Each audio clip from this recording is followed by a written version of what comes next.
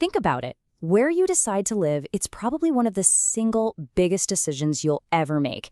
And it's not just about, which city has the best coffee. It's a huge financial decision that's going to shape your whole future. So let's really get into it. To really wrap our heads around the power of this choice, let's start with a story. It's about one of the richest people in the world, Warren Buffett. And get this, it's about the surprisingly simple house he's called home for more than 60 years. You'd think his house would be number one, right? Nope. Buffett actually calls it the third best investment he's ever made. So what could possibly be one and two? His 2 wedding rings. I mean, how great is that? It just tells you so much about how this guy thinks about what's truly valuable. Okay, get ready for this number. He paid $31,500. That's it, for his home in Omaha, Nebraska, back in 1958. Today, that's barely a down payment on a car in some places. It's almost funny, right? But this little number is where a huge lesson in financial patience really begins. And the payoff for that patience? Well, that same house is now worth around $1.5 million. That's a return of almost 4,700%. Wow, that is an absolute masterclass in playing the long game. And here's the kicker. His house is literally the physical version of his famous buy and hold strategy. You know, the one that made him a Wall Street legend? It's so simple. Find something good, something with real value, buy it, and then just wait. Let it grow. Tune out all the day-to-day noise. Okay, so that's a great story. But let's be real. Most of us don't have the luxury of picking a spot and just waiting around for 60 years. We've got to go where the work is, which leads to the big question. Where are the jobs? Yeah, I mean, this is the question, isn't it? The long-term game is fantastic, but we all have bills due next week. So that brings us right down to the practical side of this whole where to live equation. All right, so according to U.S. News, here's the latest list. The top 5 cities for jobs right now. You've got San Francisco at number 1. No big surprise there, it's a huge tech hub.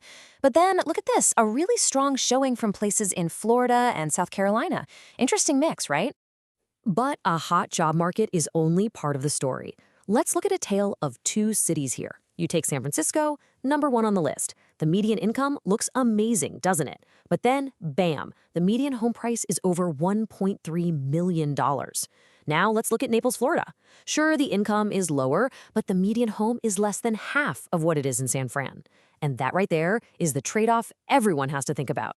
And this gets us to the absolute core of the issue. Seriously, it's not what you make, it's what you keep. I mean, think about it. That huge paycheck you might get in a big city looks great on paper. But once you subtract the crazy rent or mortgage, taxes, groceries, all of it, you could literally have less cash in your pocket at the end of the month than someone making way less in a cheaper town. You can almost split the country into 2 different realities. You've got the Northeast, where the salaries are high, but the cost of living just eats them up. Then you've got the Southeast, where things are way more affordable, but you might find that wages are lower and the job market isn't quite as stable. It's a massive balancing act.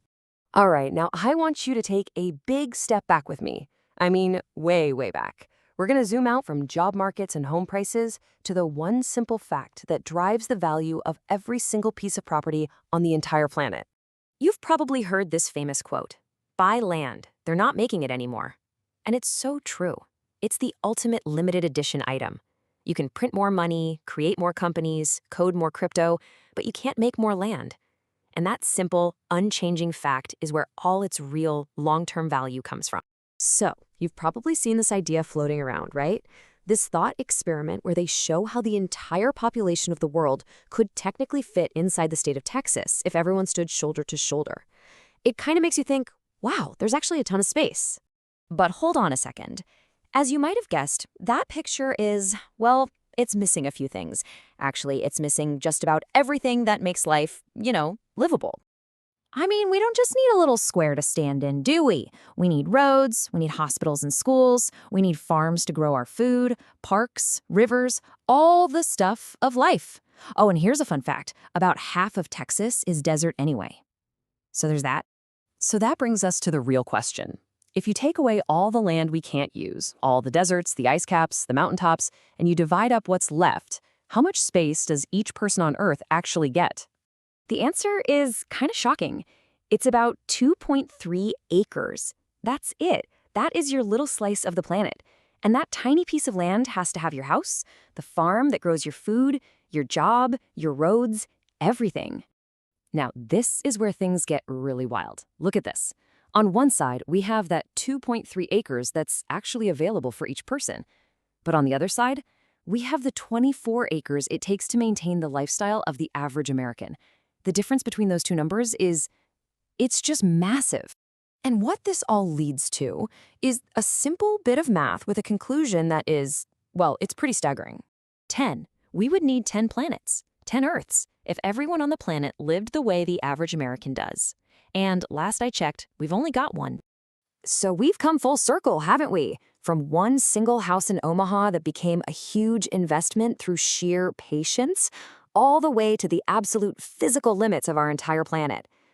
Thinking about that, about how truly scarce land is, does it change how you think about the value of the ground right under your feet?